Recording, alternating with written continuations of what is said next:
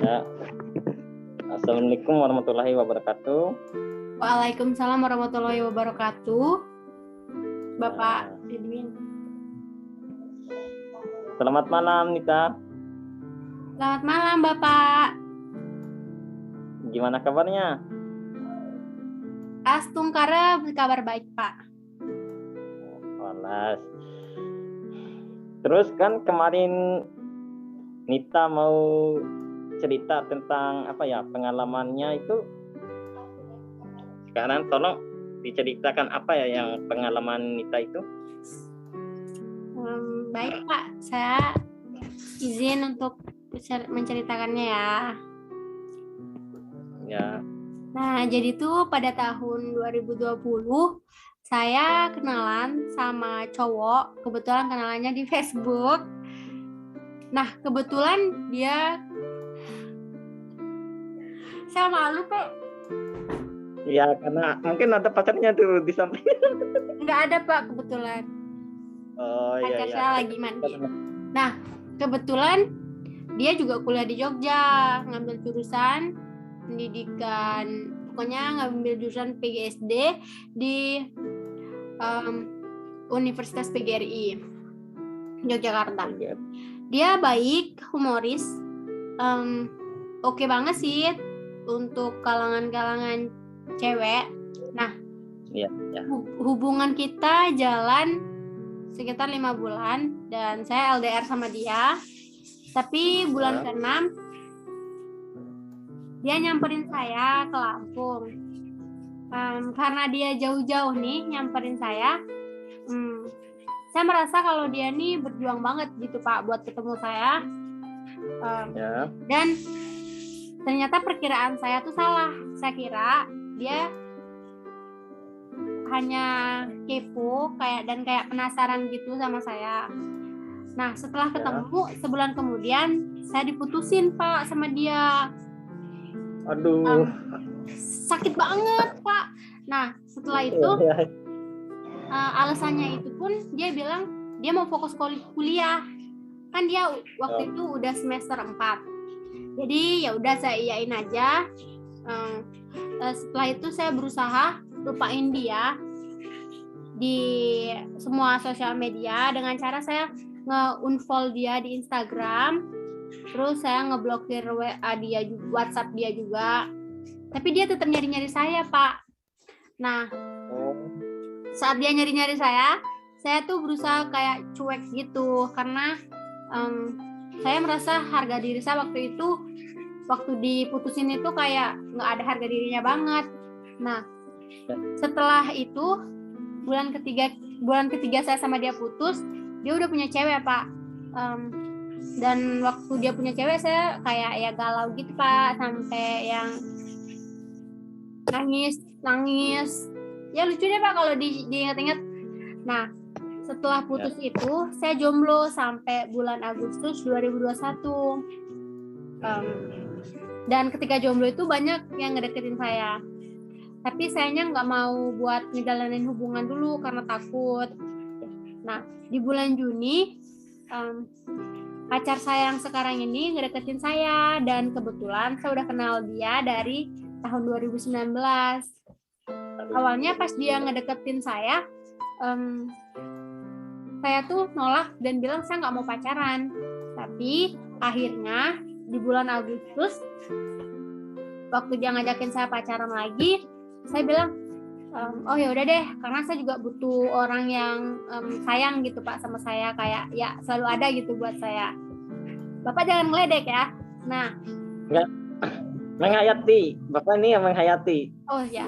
Nah, setelah itu hubungan saya sama dia berjalan sampai hari ini. Bahkan saya juga nggak nyangka kalau saya bakal dikenalin sama orang tuanya dia, dan orang tuanya dia juga menghargai dan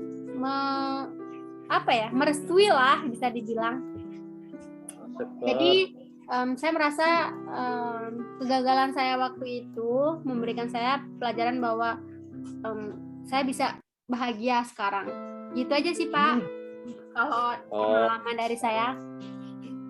Berarti pengalaman ini pengalaman cinta ya. Iya Pak, pengalaman cinta. Aduh. Boleh kan Pak ya?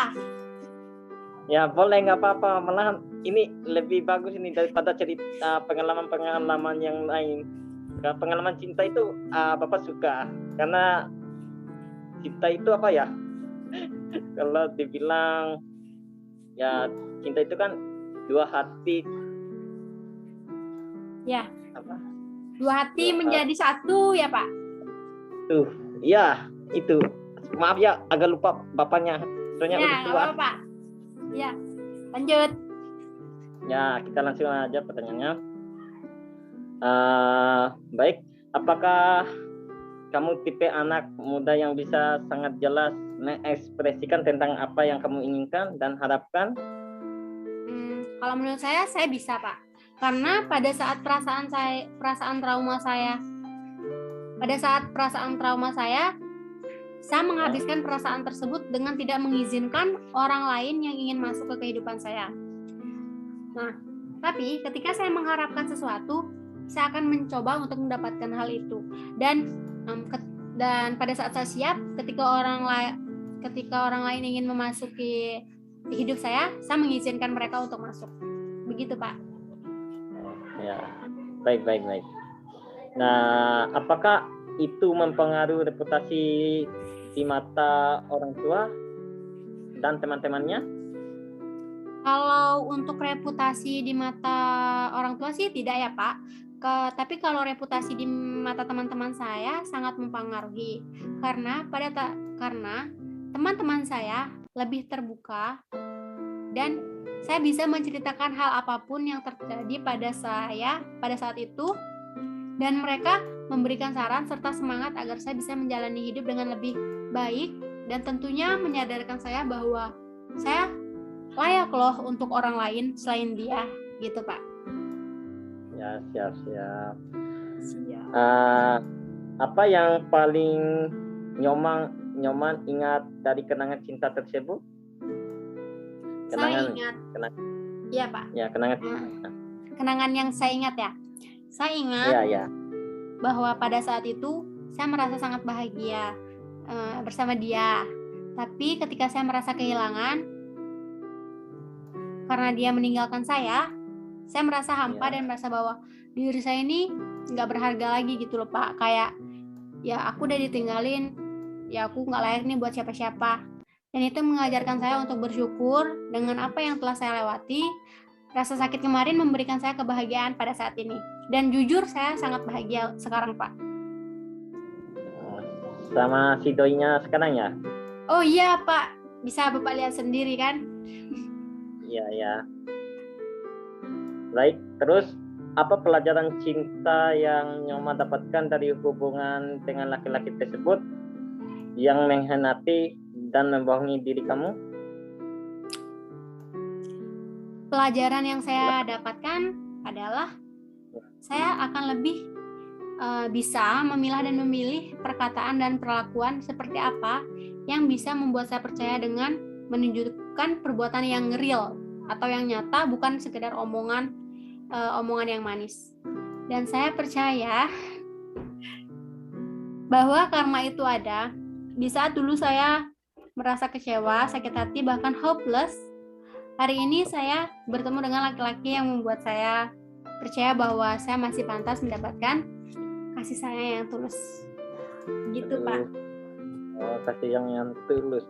Apa yang membuatmu yakin bahwa cintamu yang sekarang ini adalah orang yang tulus? Untuk saat ini saya yakin karena dari cara dia memperlakukan saya dengan baik, mengenalkan saya dengan keluarganya. Tapi saya nggak tahu sih Pak kedepannya gimana, tapi saya percaya bahwa dia sekarang tulus sama saya. Oke. Ya, selama kamu pacaran dengan mantanmu yang dulu, apakah mereka pernah nggak membawa kamu ke orang tuanya untuk memperkenalkannya?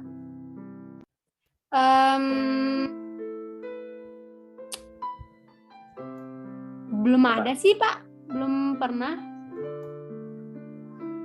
Pernah Pak, tapi nggak gimana ya? Nggak welcome orang tuanya dia gitu Pak. Orang tua pacar doi saya yang sekarang.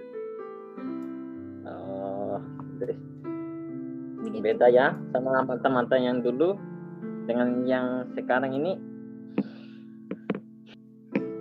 Baik, dari cerita masalah pengalaman Nita tersebut, semoga